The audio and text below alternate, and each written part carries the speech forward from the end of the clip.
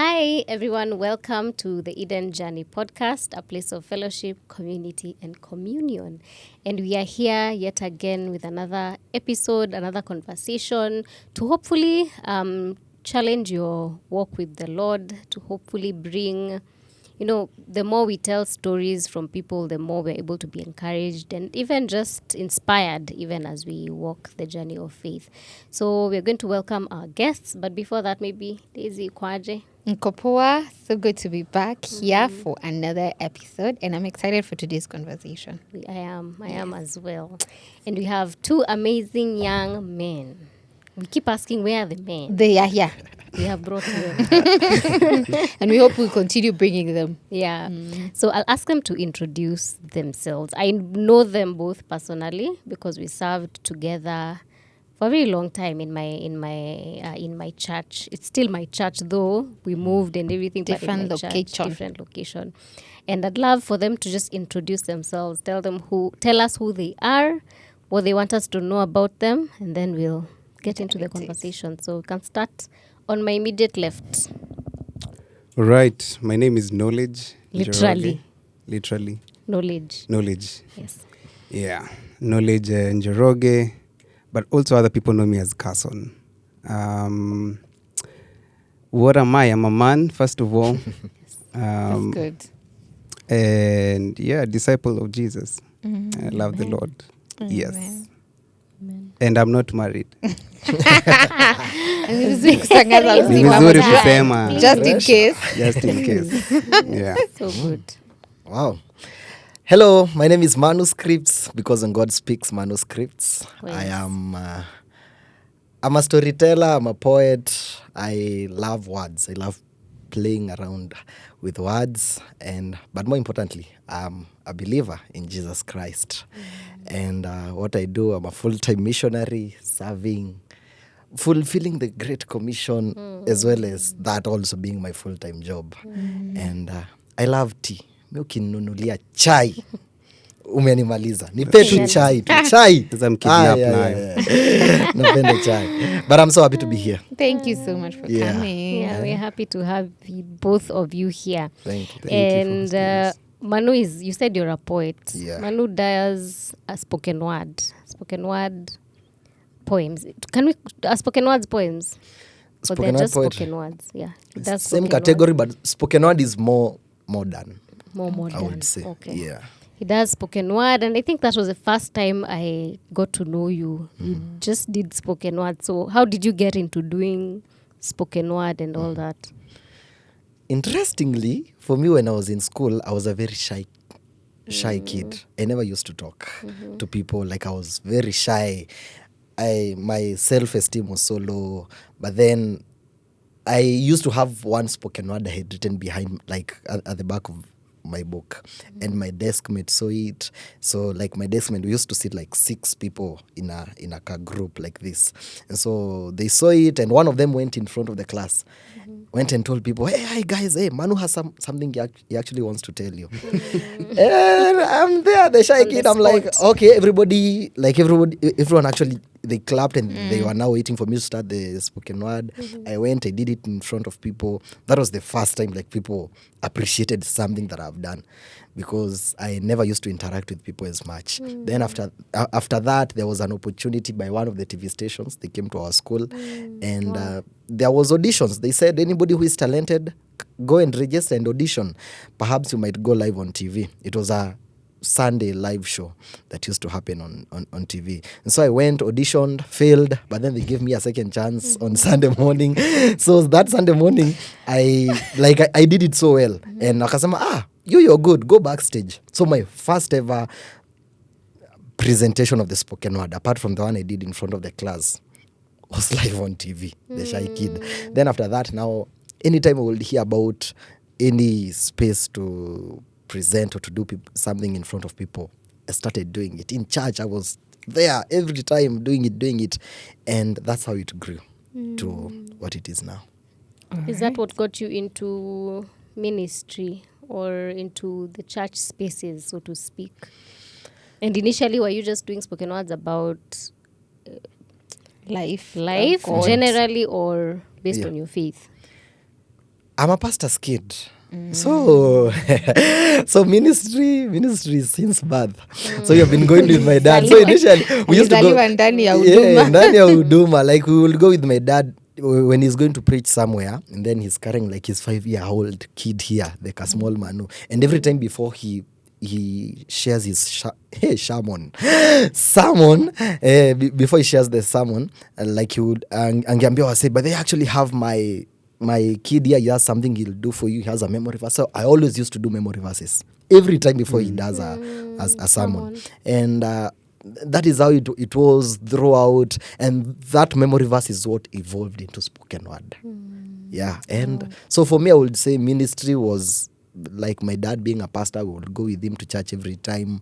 But then after I came and realized I'm actually called in this area of spoken word specifically, now I started like using the talent more, and opportunities to serve in church now started coming. And how about you, Knowledge? Like how ukijikumbuka ulijipata aje in church spaces, either serving or just generally in the church spaces? Yeah, I think also I was brought up in a Christian family. I remember me being in church. I found myself in church. And so that was, I think, also how I got into the church space. It wasn't like my family wasn't in church, and then came and encountered God. No, my parents, believers, my whole family actually. And surprisingly, they are also very talented. So my family is very musical. My aunties, my uncles, it's either in our family you play an instrument or you sing. You must choose a side. Ukiwa hapa katika tutakuwa pastor. But that's how it came into I think also ministry. When I was young, nikafunzwa kucheza keyboard. So that was the only place I could find the keyboard, is in church. While on Sunday, jioni. So yeah, from a young age, nikaanza kuko interested even in ministry. But also now playing the keys. Ikaanza kuwa nurtured nikiwa church. So from that, I think even just growing up, it wasn't really kind of a transition. I was inside ministry. So even me just going to church and serving, it was things that I've seen my parents do. I've been raised seeing them do those things, and also just being able to given those principles by my parents on what is it. This is life. Yeah, life is serving God. Yeah. So I like that, because what I'm hearing from both of you is you had some sort of talent, and then it was somehow nurtured within the church, within serving in church. For you, it was spoken word. For you, by the way, I had completely forgotten Knowledge was playing keys for us. I don't know why your memory ilikuwa imepotea, but yeah, you would play. We were in the worship team together, and he'd play the keys. Buambie tena. We were in the worship team together, and Knowledge would play the keys really, really amazingly. And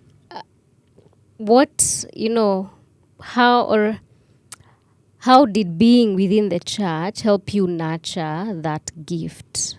I mean, I don't know, for you, Knowledge, is music something that you're passionate about? Ama ni ile tu, I mean, a family that is talented, I somehow landed. Nilijipata tu nikicheza keys, and then I found myself playing in church. Ama is it something that now, like, how did it grow within the church, and for you, Manu, as well? Can start with you. I think for me, I was really passionate about it. I think it was a fascination when I was growing up, seeing my uncles, and during family gatherings we sing. So it was, for me, it was a phenomenon. Like, how do you guys do all those things? You sing melodiously. There's guitars in the house and such. So from a young age, I was really drawn to even musical instruments, even just knowing how to create music. How do you do this and this? So for me, it was from a place of passion. How I got into it. Even now, serving in church, it was my expression of worship generally, because I didn't know how to sing. I didn't know how to. Okay, I wasn't like serving as other people, but when I remember every time I used to play the keys, it was really my expression to God of how I feel and even how I want to worship Him. So yeah, it was. That's so beautiful. Yeah. positives? Wow, for me, I would say doing it in church helped me tame, if I can say so. Tame in this way, because being a creative and outside there meeting many poets, many spoken word people, they're here telling me, hey, niandikia moja naenda kufanyia demu yangu. Niandikia moja about drugs. Niandikia moja about this. Like you will want to write about every other thing. But now being in church and now getting to know that God gave me this talent specifically. Number one, to glorify him. Be it I'm talking about what topic, it's actually meant to glorify God. So for me, being in church helped me to actually streamline even whatever message I'm actually passing on to people. So, and that helped me to actually have a good foundation as I started. Yeah. Like I like what you've said, because sometimes tunasemanga, we really shy away from serving in church, probably because, it takes too much time, nini. But I usually keep telling people, like, the place yenye utapatiwa unlimited exposure and then airtime in church. True. Na audience. Imagine, like, now for you spoken word, for you keys, if you're talented in singing, whatever, like, the greatest place you can use is church, just to develop your talents. Like, for me, I really like moderating in public speaking, and I didn't know that. Like, I discovered that in church. By being given platforms. By the way, you facilitate the service, you moderate, you nini, and then now by the way, when I stand in front of people, I'm not shy. I can there's a gift here which is not normal for everyone. Not everyone can naturally just start playing an instrument or do a spoken word or a poem in front of people. So it's something that I'm really usually saying, like, put yourself in spaces where that can nurture that talent. And I feel like the church is one of the greatest places. Juu watu watakujudge, utaenda hapo unaimba vibaya. Na wanakushout, wana celebrate. Wakunacha tu, wakusaidia, wakufunze keys, nini. Uenda hapo unacheza vibaya, they just unaenda mbele ya watu una crack jokes hata zieleweki. But wanacheka tu. Imagine they laugh even if it's so dry. I know. But it's because it's the safest, the church is the safest place for you to nurture your talent and just by serving. And there's a way in which it just gets the ball rolling for you. Like, Manu, for you, one of the things that even serving in church give you an opportunity to do is to, be part of a competition. The RAF. Can tell us a bit about that and what was that experience like? And tell us what the RAF is. What the RAF is. What the RAF is. So the RAF was, we can say, the America's Got Talent version of Kenya. Yeah, the Kenyan AGT version. And it was by CITAM, and so it has a good foundation, like with the church. And so presentation, it's Christian content. So how that came about for me, as I said, when I started this spoken word journey, anytime I would hear about an opportunity to actually go and do this spoken word, I used to go for all these opportunities. I've gone for auditions and failed and succeeded in others. I've also gone to Churchill Show, failed. I've gone to, I don't know where, became position 8. I've gone to, so when I used to hear about these competitions, for me, I was actually not going I was not going there to actually compete. I was going there because it's actually a platform to share. Because as much as it's a competition and there is a prize to win at the end of it, for me, my mind is like, there are actually people who are listening and they'll get to hear the word of God. So I was taking any space or any opportunity that I get. So the RAF came. When it came, I actually, when auditions were happening in Nakuru, because by then I was living in Nakuru, I had gone with CITAM for a mission to Marsabit. I mean, Marsabit, I missed the audition. So I came back to Nakuru and I had, the RAF came and the auditioned us. Oh my goodness. So that imenipita. Then I had the auditioning in Nairobi. I traveled all the way I came. I auditioned and by the grace of God, I passed. So throughout the journey, I used to travel from Nakuru, coming to Nairobi. I do my presentation Kimaliza on Sunday narudi. So every weekend, like almost 2-3 months, nilifanya hivyo. Every weekend, almost 2 months. Nilikuwa nakuja, I do the tumeenda quarter finals, namaliza narudi Nakuru. So that is how it went. Na tukafika finals. Mungu akasaidia, I was first runners up. And yes, so, and even beyond being first runners up, that is now many people, I remember one comment, one of the judges called Rev Jesse said, he said he used to hear people doing spoken word and he never, like, spoken word was not a thing for him. Yeye hakuwa anapenda spoken word. Sasa hizi ni nini watu wanakuja kuongea? But when he listened to when I was doing spoken word, it actually gave him another perspective of like how spoken words actually happen. And people walikuwa nafikiria spoken word ni za kusnap tu. But then most of them, their perception ilikuwa changed na wakarealize, mtu anaweza fanya spoken word na mtu okoke na mtu life yake ikuwe changed. So it also changed a lot in people's minds. And people are impacted. Yeah. So I know I'm asking a lot of questions, and Daisy, I'll give you a minute. But do you think then that the tools of evangelism have changed in our generation? Like umeongelelea spoken word and how for you it was sort of like ministry. Yeah. Like in sharing, you knew that there's a seed that would be planted in the heart of someone and they'll get born again. So do you think our generation is sort of wameboeka na ile ya crusade or mtu ana preach kwa barabara, they want to come to Christ, or we need to use different tools to reach out to the young people, maybe knowledge? Yeah, I think over the years kumekuwa na change. Right now we're using unconventional ways to reach other young people, and that can look like football matches, organizing football matches for them to come. Zingine hata ni PlayStation.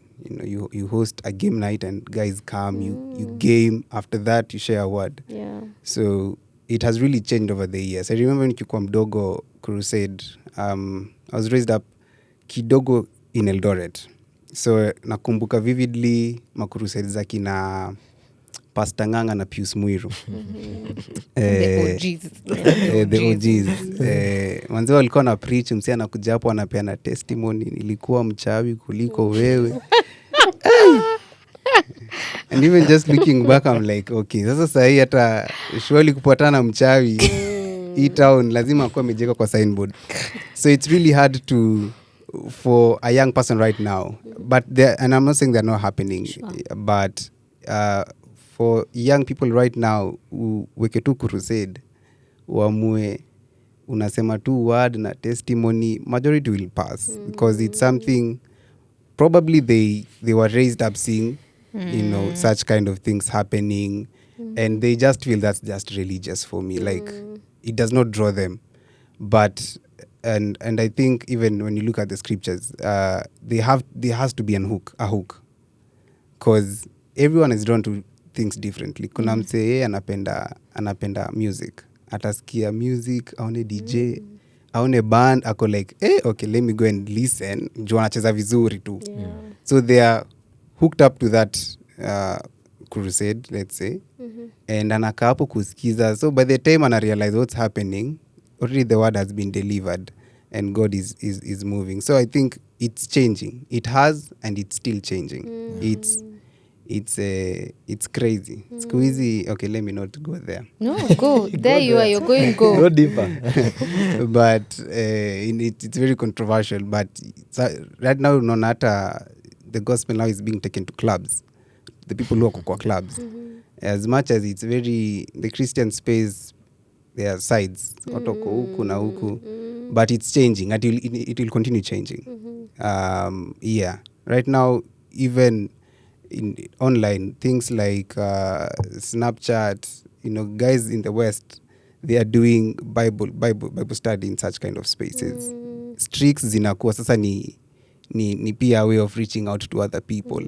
So it's really changing, and I think even the church is realizing, even social media, how it is right now. And it's something that we can't hatuwezi fungia. Like it's already here with us. So it's just for us to pray that God gives us wisdom to know how do we navigate around such kind of trends. How do we adapt? Yeah. It's me. Yeah. I just like what he said. Maybe I can ask. So you guys are in the mission field. How did you find yourself there? Like 1 minute you're serving in church. The next thing I've had Manu say Ukomar Sabis. Yeah. So how did you find yourself in the mission space? How did that journey start? Evolve. Yeah. So for me, I would say being in church, and every time the pastor shares Matthew 28:19, go ye therefore. Preach And to every nation. yes, and it used to be a verse that you just read every other day. You just read, but I had never like actualized it very well. But then I think I would say, for me, being in high school, I served with another mission organization called KSCF. So KSCF used to go to high schools, preaching to high schools. So they used to come to preach to our school. And so when I finished high school, I joined KSCF to do high school missions. So that is how, for me, missions started. The Marsabit one started. And now for me also to now get into full-time missions, nilikuwa nimeshikwa na polisi. Hii story, nilishikwa na polisi pale kwa streets za Nakuru. So I was arrested. So walikuwa nashika machokosh tao because of them, like when wanatembea town. Mimi nilikuwa natembea nikienda home. So nikaona machokosh wamekaishwa chini mahali kwa lami. Nikakaa najiangalilia like the Kenyan that I am. And then nikaona cruiser imekuja, wameanza kurushwa kwa cruiser na wanarushwa vibaya. And so when I saw that, so nimefanya journalism in school. The journalist in me, nikatoa simu chini ya maji, nikaweka tu hapa, nikarekoda. So nikarekoda, hakuna hata like any police mwenye aliniona. Just a civilian alikuwa kando yangu. Akaona na record, akaenda kaambia karao, ule msana wa record. Wakakuja wakachukua sikuja hapa wewe, nikakaishwa chini hapo. Why is this person just mind your own business? Yeah, and even as I'm sharing this testimony, I'm not sharing from a point of bitterness. I healed and I forgive the police officer. So if there is a police officer who is watching, I love you, I appreciate the work that you're doing. So nikashikwa, hata mimi nikarushwa kwa cruiser na wao, tukapelekwa central. Hiyo time yote niko hapo ndani najiuliza what is happening. Like nafanya nini kwa cruiser? Ilikuwa Wednesday. Nilikuwa supposed niende prayers, lakini nikajiambia umeheal, uko na sana kumbuka details. Nilikuwa niende prayers za church, but nikajiambia nimechelewa, sitaenda prayers. Nilikuwa najiambia tayari ningeenda prayers. Lakini tukapelekwa central, tumefika, tukakaishwa hapo.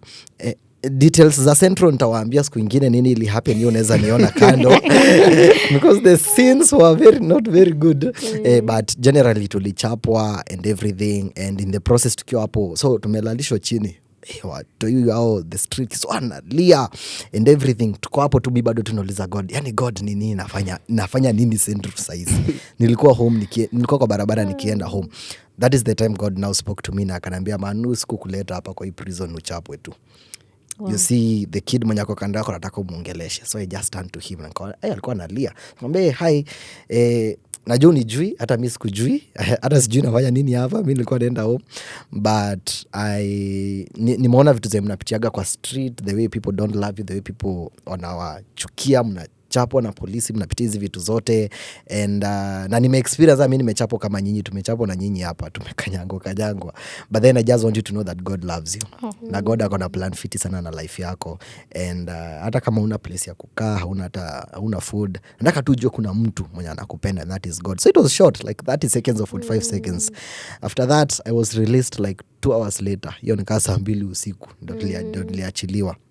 So full testimony nitakuja kushare one time because of time. But then later on nikatengeneza video, nikaweka even on my YouTube channel, nikiambia watu, this is what happened. And but God tena akaniongelesha now the second time, akaniambia, Manu, hiyo because IPOA walikuwa wame-reach out. Akiniambia, uliona polisi vizuri? Kuja uandikishe statement. Wait, this story has spiraled. How did we get to IPOA? Siyalikuwa me-record. I know. Yes. So my story, the story yenye niliweka YouTube, watu waliona. Yes. So watu wakaona, wameshare, so hata IPOA. So they called. Wakaniambia, so sisi ndio like the IPOA from Nakuru. We heard your story. And so tunaweza penda ukuje. But now this is the funny part. Tunataka ukuje, we follow up the case, but now inaitagwa nini? P3. Unahitaji P3. P3 unaiendea wapi? Police station. So wewe enda police station. But ukienda huko, ukienda kwa police station, usiwaambie ulipigwa na polisi. Waambie ulipigwa na wezi. Ndio wakupatie P3, ndio ukuje tuandikie hiyo kesi. Nikamwambia okay, sawa. But wewe enda kushtaki, yani nikasema sawa. Kenyan systems, let's just leave them alone now. But then nikasema okay, sawa. Then now that is the time when God akaniambia, hapana, hii kesi usifuatilie. I'm the one who allowed you to go there, so that one kid can hear that I actually love him. So God aliniambia hapo. So my friends nikina knowledge tulikuwa na wao tunaserve na wao church, and another guy Fred akakuja akamwambia, hey, I think Ben may realize what I want to do in this life. Kwanza nini? Akamwambia, I just want to tell people about Jesus, because if God allowed me to go to Pigwe huko and everything just for that one kid, anaitwa Elias, so ni Muislamu, that one kid to hear that God loves him, then this gospel is very urgent and it needs to be preached. So whatever skill I have, I will use it to ensure that hii gospel imefikia watu. So for me, that is how I got now into full-time missions. Hiyo video wali record, wali delete? Wali flash simu. Did you just arrive? Did you just arrive in this country? I could say, yeah. Karibu Anyway, Kenya. I'm always hopeful for our people. Yeah, wali flash simu. Wow, okay. Very dramatic. Let me tell you, and God, wow, you cannot out-drama him. No. This, yani, hangekwambia tukiwa hapo kwa street, you know you can preach to these people. No, wakiwa tu hapo. You had to be in central. Yeah. I have so many questions for that, but wacha kwanza knowledge atuambie. Yeah. Miyangu is not as much dramatic. Yeah. I bless the Lord for being gentle. But I think mine is just, while serving, I was serving, apart from worship team, I was also in the youth ministry in Sitam. And I think for me, being exposed to young people really touched my heart, because these were either the same group, either the same age, we were peers, or people who are younger than me. And even now in the conversations, I think the conversations, and even just the exposure of ukisha soma, knowing things, conversations, and all those things. I think it was, for me, first it was like a needle in me, hearing, especially kusikia wase wajakuwa brought up in a Christian family, or people who have not been exposed to ministry as much, or even don't have a relationship with God. Having conversations with them and such kind of things, it really bothered me for some time. I was like, ni kama najua God mwingine, alafu tena kuna reality wa God mwingine. And for me it was really a struggle, because even just hearing how Jesus has been misrepresented out here, I was really confused, and even just asking God, why is it it's like people know you, but people are too far away from you. It's like they don't know you. They're really hyped for you. And over just times in being in ministry there in Sitam Nakuru, I think really God just wrote it in my heart. So at some point I was thinking God was calling me into pastoral. And then just pia kuangalia familia yangu, nilikuwa naona by the way hapa hii trend inaenda. Kuna ka generation ketu hapa sioni pastor. Inaweza kuwa ni mimi. Na hapa vile inaonekana with how I'm seeing my cousins and whatnot, and how I'm committed to ministry, it's like it's me. But yeah, I was really crying out to God to try and understand, because for me it didn't make sense how Christianity is to the young people. And so I vividly remember in my room one night, I think it was a weekend, one night to usiku, I was really distressed by a certain person we were following up on in church, a young person, and his relationship with Christ, and he was just having relapses, and it really broke my heart, and I was really crying out to God, man, like, God, mi nimechoka kufuatilia na huyu mtu, nasikia nimefika mwisho. But also I think God at that moment really just asked me who is like, ni nani haizi fikiwa na wadi yangu, who's really far away from me. And I started even just thinking on his mercies and his love towards me and even other people. And I was like, by the way, it's, the truth of the matter is not that Jesus is bad or Jesus is not there, but he has been misrepresented.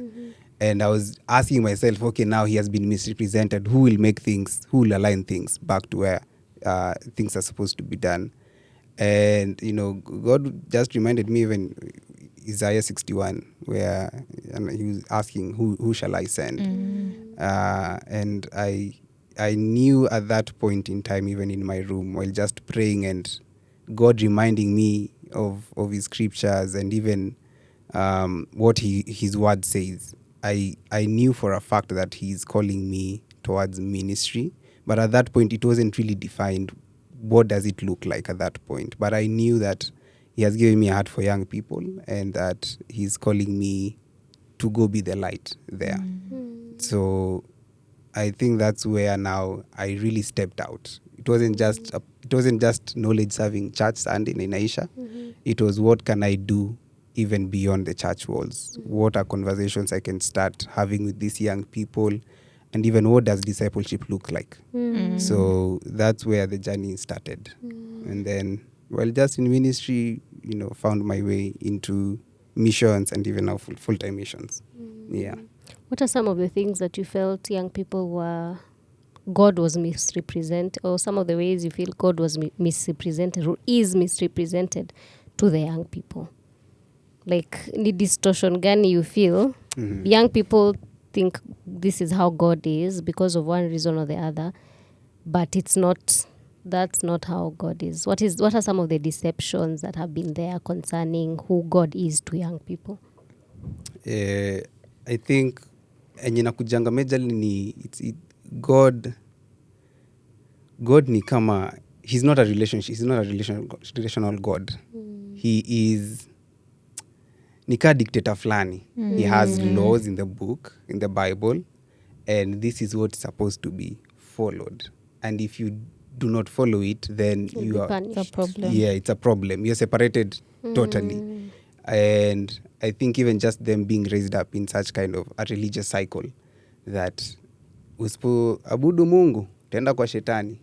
So it ends there. There is no grace, there is no mercy. And so even when you tell someone about God and Jesus, wako like, hey, hapana, mimi tunafanya, by the way, I don't even think God will God will accept me. So the relationship between man and God has been really, it's distorted. It's either hakuna ama iko. For you to be able to access God, you must pass through another avenue. Lazima utafute mtu, pastor, lazima ukue kwa dini, and such kind of things. So you realize someone knows a bit of Christianity, but when you look at the foundations and the rooting, it's really distorted. There wasn't proper discipleship. Yeah. Okay. And Manu, when now you had that call, knowledge will also answer this. How was it answering that call? Now, okay, it's clear in my heart that I now want to make ministry or ministering to people my core purpose. How did that look like now lived out? Do most people do hear a call in on their lives and then maybe become a knowledge, you think it's pastoral. So unakimbia unaenda Bible school. Bible school una realize by the Bible school is not Bible study for 2 years. It is highly intellectual, and many people go to Bible school and they backslide and wanaenda wakiendanga.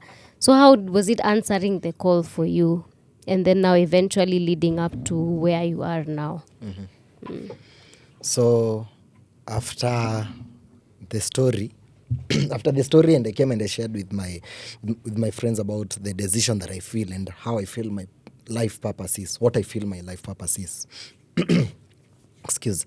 So after that, actually I told them I just want to tell people about Jesus, and I don't know how this will happen. Like for me, I was just there. I'm still in Nakuru. I have quit my job. I'm here. Actually, we were freelancers at that time. I had quit my job and we were freelancers doing videography, freelancing. I don't know how it will happen, but I know this is what I need to be doing. Then I think like 3 months later, or 2 months later actually, Kubamba now reached out and they were like, oh, hi, Manu, you're the one we know in Nakuru. Can you help us set up a Bible study? And so I went ahead and I helped now in setting up the Bible study. And then after we set up the Bible study together with my friends, one of the leaders from the mission team asked me, oh, by the way, would you be interested to actually join missions? Is this something that you're actually called to? You just go pray about it, and if you feel this is something you're actually called to, just reach out to me and tell me you actually want to join missions. And so I went. By the next day I was sure I want to join missions. I went and I prayed. Like for me, I knew I love missions, and I responded to him, I'm ready to actually do missions. I came to join now the missions team 6 months later. That's when now they reached out to tell me, oh, wow, we have now this opportunity for you to come and volunteer as a missionary. I'm still in Nakuru. The opportunity is in Nairobi. It's a volunteer opportunity. Being a missionary, you're raising your own support. You're raising your own support. So that is how I transitioned. But now for me, I feel like God had pre-planned everything about this journey, because the way I came and settled in Nairobi, it was the same time I won the RAF. So the money that I won in the RAF is what I used now to settle in Nairobi. And I got a place. I got hata nikanunua hata simu mzuri.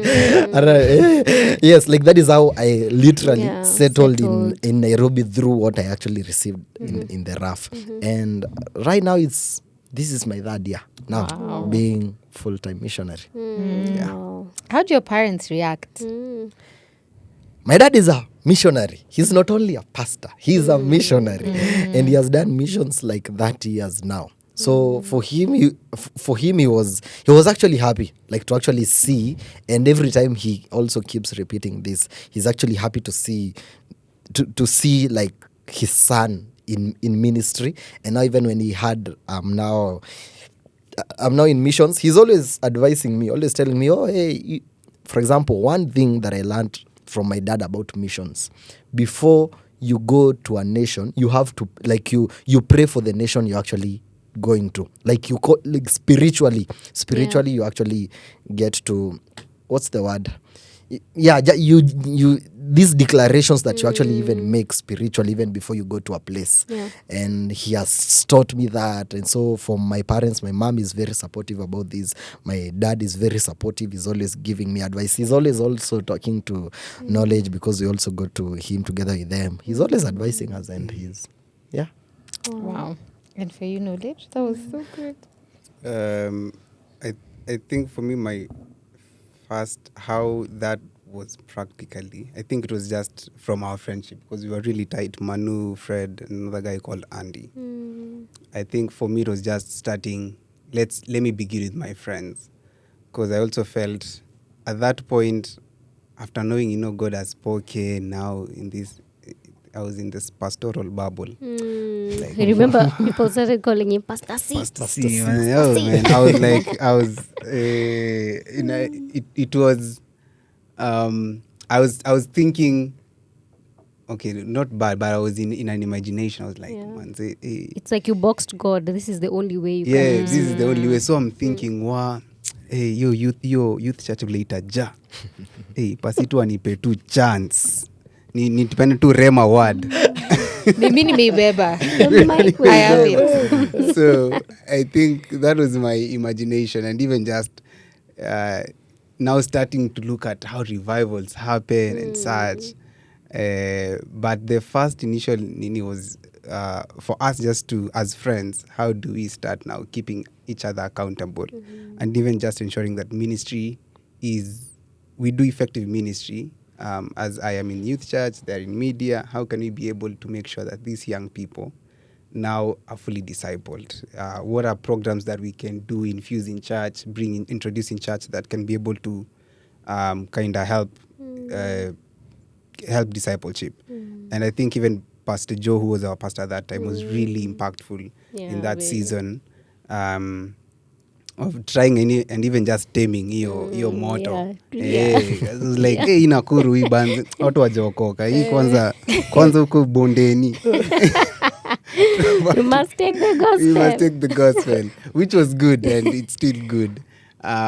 But that's how we started, even just ensuring now things like Bible study are happening weekly, and then at that same point, while still serving and even just doing, as we were doing freelancing also, it was just us being able to share hope through other ways. And pia that time now, when Manu was approached to launch Kekru Nakuru, nilikuwa hapo na yeye, and we started a small Bible study. Ilikuwa watu wangapi? Watatu?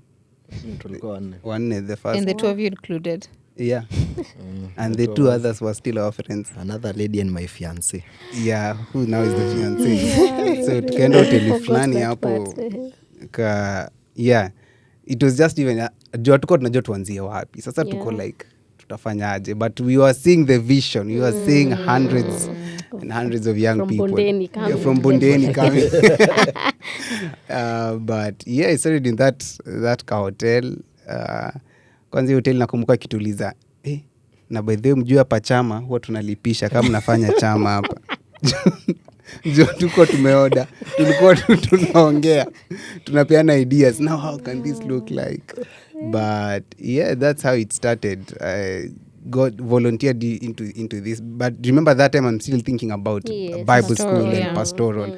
So me in my mind I'm like, but this is a good exposure. So hata nikiingia huko at least nimepata experience kidogo.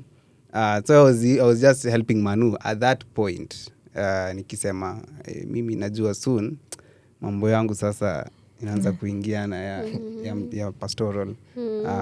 But that's how it started. And then it ended hivyo, Manu left akatuachia. Still thinking pastoral. And then I don't know, God in his just miraculous ways, even in that process, he was still even knitting my heart towards the Bible study. And yeah, it was now church facilitating Bible study, but now there's even in a church different denominations coming together. Now ikatoka kwa friend group, ikakuwa now people are referring to each other. And then yeah, the rest is history. Nikaifanya for some time, and then kafika hadi mahali nikakuja Nairobi. Yeah. Okay. Did you also join Kubamba at some point? Yes. Okay, as a full-time missionary. Yes. Yeah. So vile Manu alitoka aliniachia. Aliniachia mimi, Andy, another lady called Beryl and Ann to run. So me in my mind I was like, okay, kuna mtu atakuja ku replace Manu. And there's just somehow we are just holding, we are friends, and we're just helping this Bible study to grow. But kumbe it was mtu akukuja. Mtu ni mimi. So that's how we entered into the Bible study. And then now later on the call to go and do our discipleship. And then after discipleship, that's when I joined Kubamba full-time as a missioner, not just as volunteering as a leader in Nakuru. How did your parents react? Very supportive. My parents, at first it was like, that's a very good place to go and learn. So it was even for them, it was for the time being, you can just go there. Because we are doing our discipleship school together here in Nairobi. So it was like, you do a discipleship school, and then after that, you'll just figure out something. But they were really supportive, and they are still supportive. Yeah. Even though wanakuanga like, hey, sasa need to what's next? Hakuna vision ingine. And I know both of you have had the opportunity to minister outside the country as missionaries. Maybe you could share a bit about that experience and what that was like, going to, was it just like a vacation and you happened to have gone to share the word, or was it like literally full-time ministry? And what is the, how hungry are people for the word of God, and how hungry are people for salvation, even beyond? Unajua unaweza kaa tu huku Kenya, semange huku Kenya tu ndo watu wanahitaji Mungu. Then you go outside and you're like, by the way, we all need this Jesus. So how was that experience? Wow. For me, the first nation I went to was Zambia. By road. How many days? 4. Okay. 4. And the 4 is usiku na mchana. So drivers shift. Like we actually had 3 drivers. So we ana drive, kuna mmoja amelala. Atenda kama some hours, alafu maybe 8 hours, some others zingine 10, an exchange na ende alale kwa hizi viti za kawaida za van, alale hapo, alafu sasa hii tunasonga. So it was like 4 days. So the experience number 1, I never knew this is what like traveling for 4 days si mchezo. Kuna watu wenye watafura miguu, mtaoga mkifika. Wow. So like a lot of the things, okay, if I can put it this way, a lot of the things that we might feel entitled to, you will have to live. Kuna entitlement zingine zenye hapana, mimi nakunywaga chai yenye inakaa hivi, mimi nakulaga mkate ya, mimi lazima nifanye hivi, mimi lazima nilale mahali panakaa. We saizi unajua unaweza lala kwa van. Hata ndio you are sharing with knowledge, and niko hapo nje tunasema sisi kama saizi mahali tumefika, hata nikiambiwa hata hapa nitalala na nitalala vizuri. Like being a missionary, the journey haijakuwa rahisi, but God ametupatia hiyo grace, tumeweza overcome that you can travel for long and do everything. How the mission field looks like, where in Zambia, I remember this day we went and we did an open air in one of the, this is Lusaka, so mahali ni kama kaslam fulani huko. Tuko hapo, we are sharing, so we are actually doing one of the main challenge we face outside there is language barrier. Tulikuwa tunaisikia kwa history that watu walikuwa na language barrier. Kumbe ni language barrier is real because now the only thing we can actually speak hapo ni English. So ile sheng yangu yenye nangariaga yenye nakujaga huko nangaria watu na ama najua nikienda hapa kwa street naongelesha maboys nitawapigisha sheng. Lakini sasa umefika pale lazima nitaongea English. Okay, English is not a problem, but now kuna watu hawajui hiyo English. So lazima uende na interpreter and a translator. Then one of the thing that actually touched me in Zambia is tukio kwa this market, I was sharing with this like youths flani, I'm telling them about Jesus. Wakozele who is Jesus? Hata hawajui if Jesus is a person or if it's a place or if it's... And now when I came back, and I realized, wow, the way knowledge was saying, most of us who have been raised in Christian families, we think this is a luxury that actually everyone else has, that everyone knows about God. But then there are many people who even don't know there's somebody like Jesus. So now you have to start from... You were created by God, and now God sent his son Jesus to come and die for. Died. Yes, now you lazima uieleze hivyo. So but then now when people get to hear the gospel, people are actually very hungry for the gospel outside here. They are receiving this gospel so much. Wow. And, yeah. So it's not a vacation like Johnny is saying. Oh wow, vacation. But then actually I think even as I say this, there is a mindset that is out here that missions ni mateso. Missions si mateso. Yeah, like si vacation, but then si mateso. Like hiyo grace iko. Kuna places penye tutaenda. In fact, kuna places penye tutaenda and you are hosted by the president of that. I think there is a team walikuwa ameenda like Malawi. The president ndio like ana organize au ndio amewa host in the place. So kuna places penye mtaenda mnalala in such places, you're meeting such great people. But then kuna places penye mtaenda penye you experience this other side. So sio mateso, but then you're ready for whatever comes. It's ministry. Yeah. Because even in ministry, you get to meet all kinds of people. All kinds of people. Yeah. Yeah. Wow. And you also have served in different spaces. Yeah. I think ukitoka nje ya Kenya, even I was sharing with a friend of ours, you are just exposed to another different kind of atmosphere. Even as Manu was saying, how people perceive Jesus, do they know Jesus? But one thing that is constant is that there is so much, people need Jesus. Like there's so much hunger that people are looking to fill that hunger with other things. So when you look at, for the nations that by the grace of God you have been able to go, like at the core of it, you look, when someone tells you their problems and this, at the core of it, you realize this person is just desperate. They need something. They need someone in their life who gets you someone even, but they need Jesus in their life. You just hear them and how they are speaking, what they want to do in their life, and realize Jesus is the perfect person that you're looking for out here. So there is so much hunger in out here, and by God's grace tumeenda different countries and in Africa, and you realize even in Africa, as much as the Christian faith in Africa imeshika sana, but there is still so much hunger and thirst for Christ, like now relational, that you come back home and you realize, okay, now there is so much work, because you might say, by the way, missionaries wamekuwa tangu kitambo, And we see it kwa comments some of our friends when they post, they say they are missionaries. Mtu anasema, ai, 2026 When in surely." missionary. Ludwig Kraft. Those are the missionaries. John That Redman. you Redman. know, Yeah, mission inafanya nini time and season, but there is so much hunger. There's still the unreached community. There's still the 1040 window, people who haven't been reached with the gospel and where the gospel is inaccessible. And so there's so much hunger for Christ. But also, as what Manu said, I think there's a lot of perception ya missions enye watu wanafikirianga. Ukiambia mtu we ni missionary, anakuhurumia kwanza. Anaona tu unakashida. Unakaa tu shida. Ako like, wa, sasa Tukusaidia aje? nikusaidia aje? Like, how does it look like?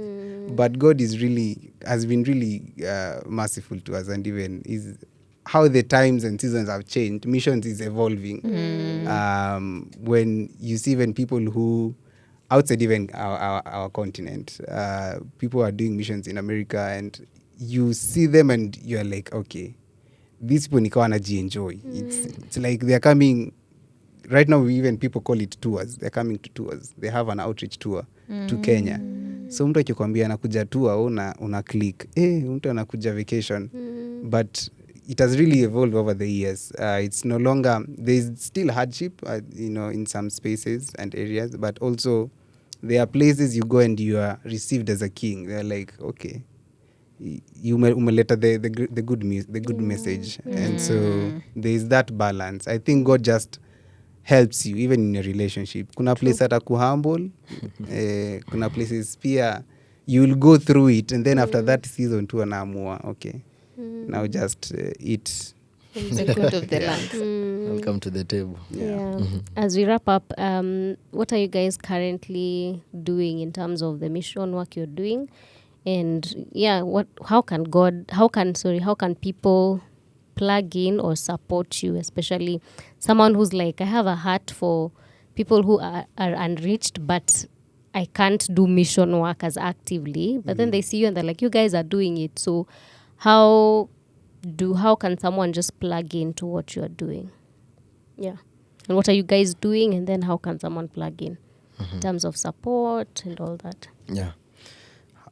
What we are doing specifically, I'd say for me, I'm called in the media mountain of influence and now the arts. So for me, when it comes to sharing the gospel through art and through creative means, that is what I do. Be it poetry, be it dramas. We also do a lot of dramas and skits. We have songs. So creative expression, that is one area that personally I'm very invested in, and also the media space. And I think what I would say about how people can actually come in, and not only even with us, any person that you actually hear is a missionary and they come to you and they're actually seeking for support. Please support any missionary that you actually get to encounter, because in every support that you actually support a missionary, for me, I normally say that is an extra soul getting to hear about Jesus. And just as you said, there are many people outside here who are passionate about missions, but they themselves, maybe they're in corporate jobs, so they cannot go they themselves. But then when you send a missionary, you give, or actually financially, you give through sending a word of encouragement. Because I tell you, most of the times when you are outside here in these countries, you only have the team, you only have each other. You only have each other, because most of the time people back at home, they don't reach out to you. So I remember, like, there's a time last year we were in South Africa for like 4 months. 4 months, you're not hearing from people that you're actually used to. You only have each other. So if you know any missionary, even a word of encouragement, just sharing with them, that is also another way. And also praying for them. That is, when you do these 3 things, praying for them, a word of encouragement, or also financial support, that is the same as you also going for that mission. So yeah, those are ways you can actually support. That's really good. Yeah. I think for me, I'll say to those people who feel they have been called to, or rather they know they've been called to reach out to people, but they haven't really found the expression. I think the best place to start is even just first realizing, because here's the thing: a lot of people think that just because God has placed something or to reach a certain particular group of people deep in your heart, and that you have to, that He has now called you to forsake now everything that you're doing, and now He said, okay, now acha niende Somalia, nikikaa nimefunga macho, reach out. You know, that's in itself it's dangerous. But I love what Scripture calls all of us to do, because all of us, even people in this room, all of us Christians, we have been called to be witnesses. Yeah. And I think a lot of people who wanakosea history ya ukisikia msee anaitwa missionary. Missionary is just like a professional name given to someone who has been called to go to a different geographical area and now reach out. But what we see from the Bible, even Acts 1:8, is that we have been called to be witnesses. And I think the culture that we have lived in has taught us that there is, the worldview is, there is secular and there is things from God. But ukiangalia biblical worldview, it's everything belongs to God. And so when you understand that, you can be able to realize that you can be a plumber and still witness. You can be a doctor and still witness. It's only that offices now may change, you know, and so you can begin wherever you are. And some people really don't, because you might come to missions and realize, okay, what vitu naona huku, it's too much, you know. But there are people who also have been called into corporate spaces. So how can you be able to reach out to people? You can be able to do that in your workspace, with your colleagues and such kind of things. But also for the people who have been called to reach out to these marginalized groups, I think right now there are so many groups that are there that specialize in reaching out to those groups. Like personally, I really love the Ishmaelites, the Muslims, and reaching out to the Muslims is not as easy as just walking up and saying, hey, do you want to accept Jesus? It really requires a relationship and patience, a lot of patience behind it, and even understanding their religion. So the best way that you can begin is just first in either if you're connected to a church, because you really need to have a foundation or a backing. So you can plug in first in your church, local church, plug in your local church, even just know how discipleship works and even plug into discipleship.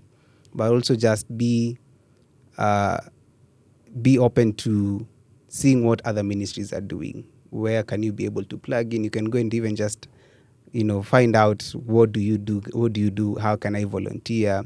And yeah, you can, you know, from that God can really even just direct you to spaces where He really wants you to be as effective.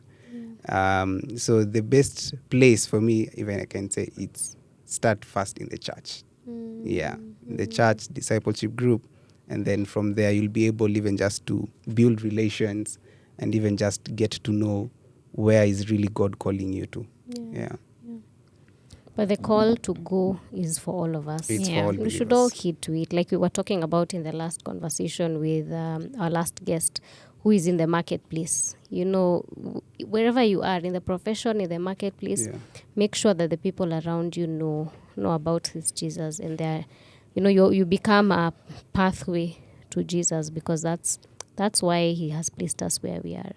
So I think we can wrap up this conversation. Yes, we can. Loved the conversation. Very seasoned young men.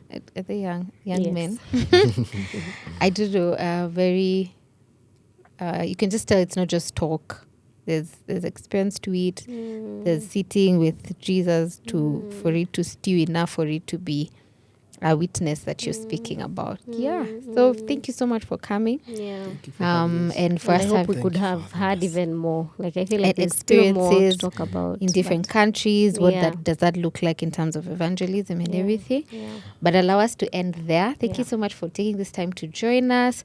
Big shout out to Kubamba for all that Yes. they're doing in the Yeah. missionary space and all other missionary avenues. And thank you so much for just training. If you have any questions about missionary, what you can do, how you can assist, please let us know. We'll leave their handles Yes. in the description box. Yes.